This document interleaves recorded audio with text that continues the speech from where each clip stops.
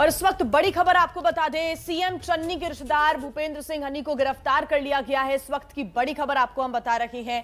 पंजाब की सियासत से जुड़ी ये बड़ी खबर है, वो इसलिए क्योंकि लगातार कार्रवाई देखिए चल रही थी। पंजाब में अवैध रेत खनन को लेकर ईडी ने ये बड़ी अब कार्रवाई की है।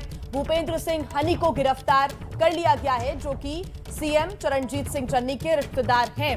सीएम चन्नी के रिश्तेदार भूपेंद्र सिंह हनी को गिरफ्तार कर लिया गया है।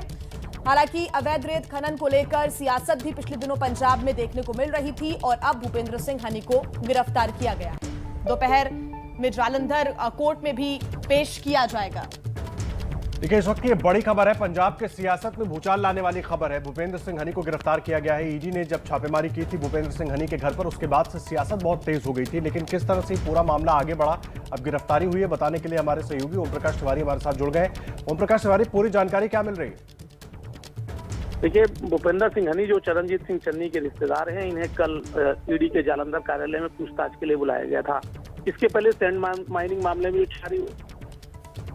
के सहयोगियों के यहाँ से कुल 10 करोड़ रुपए की नकदी की बरामदगी हुई थी और ईडी अधिकारियों ने जब इस नकदी का आधार उनसे पूछा था तो उसे बता नहीं पाए थे, जिसके बाद उन्हें पूछताछ के लिए नोटिस जारी किया गया था। आरंभिक पूछताछ जो भूपेंद्र सिंह हनी से हुई थी, उन जवाबों से भी प्रवर्तन निदेशालय संतुष्ट नहीं था। सूत्रों का कहना है कि कल दिन भर पूछताछ के बाद भूपेंद्र सिंह हनी ने ईडी अधिकारियों को कोऑपरेट नहीं किया, लिहाजा उन्हें आज तड़के जो है वो ले जाया गया मेडिकल के लिए स्थानीय मेडिकल कॉलेज में। और सूत्रों का कहना है कि उन्हें अब गिरफ्तार कर लिया गया है। इस गिरफ्तारी के बाद उन्हें आज दोपहर विशेष अदालत के सामने पेश किया जाएगा। ईडी सूत्रों का कहना है कि पूछताछ के लिए भूपेंद्र सिंह हनी को रिमांड पर लाने की तैयारी की जा रही है। जी ओम प्रकाश तिवारी, एक चीज आपसे समझना चाहेंगे, किस तरीके से ये पूरी जांच आगे बढ़ी? क्योंकि जैसे ही भूपेंद्र सिंह हनी के यहाँ छापेमारी हुई थी, पंजाब में चुनाव है बिल्कुल सामने है और उसके बाद बहुत तेज सियासत शुरू हो गई इस पूरे मामले को लेकर। लगातार राज्य सरकार, केंद्र सरकार, अलग अलग चुनावी पार्टियां एक दूसरे पर हमलावर हो गई। ये कितना पुराना मामला है, कैसे कड़ियों को जोड़ा ईडी ने और तमाम डिपार्टमेंट्स ने?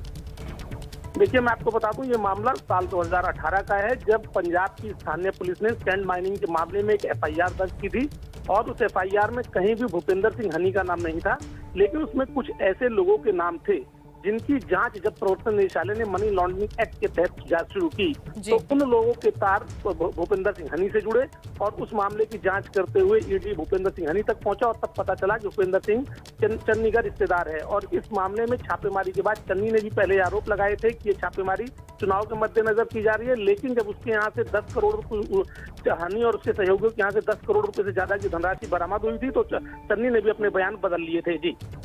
जी ओम प्रकाश, आप हमारे साथ बने रहिए। हमारे साथ हमारे सहयोगी पंजाब से ही जगविंदर पटियाल जुड़ गए हैं। जगविंदर, सवाल यही है कि आज दोपहर 12 बजे भूपेंद्र सिंह हनी को पेश किया जाएगा। कल पूछताछ हुई लेकिन कोई सेटिस्फैक्शन नहीं मिला ईडी को और यही वजह रही कि अब ये बड़ी कार्रवाई हुई है। सियासत की बात करें, लगातार हो रही है। पिछले दिनों यह भी मुद्दा उठा कि कांग्रेस ने ही इस मुद्दे को उठाया था, कैप्टन अमरिंदर सिंह ही थे जिन्होंने इस मुद्दे को उठाया था। और अब देखिए, चरणजीत सिंह चन्नी के रिश्तेदार की ऊपर ये गिरफ्तारी की तलवार लटकी और अब आज पेशी भी हो जाएगी।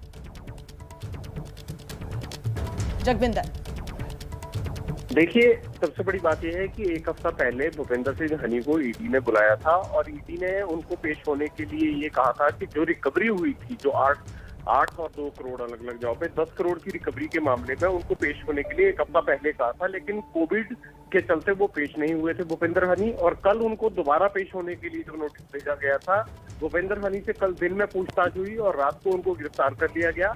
अब बड़ा सवाल ये है कि ईडी ये कड़ियां जोड़ने की कोशिश कर रही है कि चीफ मिनिस्टर का जो भांजा है उसके किन किन लोगों से जो माइनिंग से जुड़े हुए थे उनसे लिंक थे और कोई भी ऑफिशियल ओहदा ना होने के बावजूद कैसे इतना बड़ा ये नेटवर्क चल रहा था और ये पैसे जो आए हैं ये आखिरकार किस काम के लिए आए थे और इस पैसे को कहाँ इस्तेमाल होना था। इन तमाम चीजों को देखते हुए पीएमएलए का case, prevention of money laundering act का केस बनाया गया है और मनी लॉन्ड्रिंग एक्ट के तहत ही 12 बजे भूपेंद्र हनी को जालंधर की कोर्ट में पेश किया जाएगा और उनकी इंटेरोगेशन के आधार पर अब और लोगों पर भी गिरफ्तारी की तलवार लटक गई। जी जगविंदर, एक चीज आपसे जानना चाहेंगे, अब इस गिरफ्तारी के बाद सीएम चन्नी की मुश्किलें कितनी बढ़ती दिख रही हैं? क्योंकि 20 तारीख को चुनाव होना है, बीजेपी हो, आम आदमी पार्टी हो, अकाली दल हो, सब लगातार हमलावर हो रहे हैं। राजनीति पहले से इस पूरे मामले पर बहुत तेज है।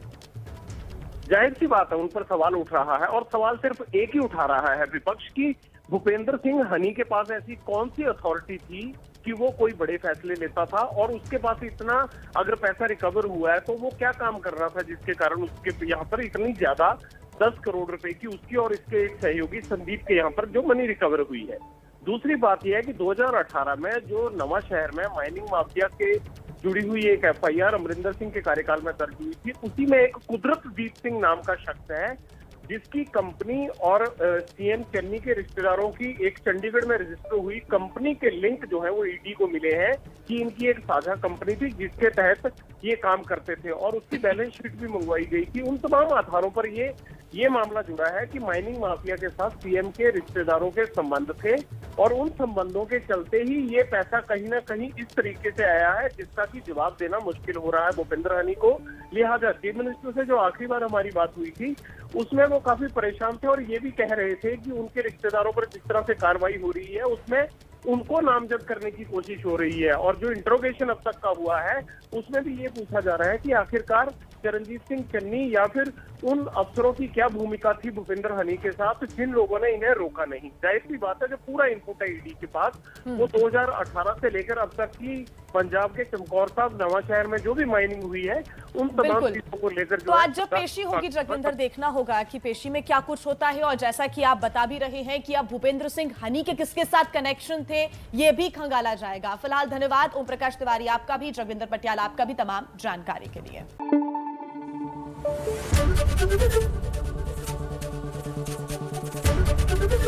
ABP न्यूज आपको रखे आगे।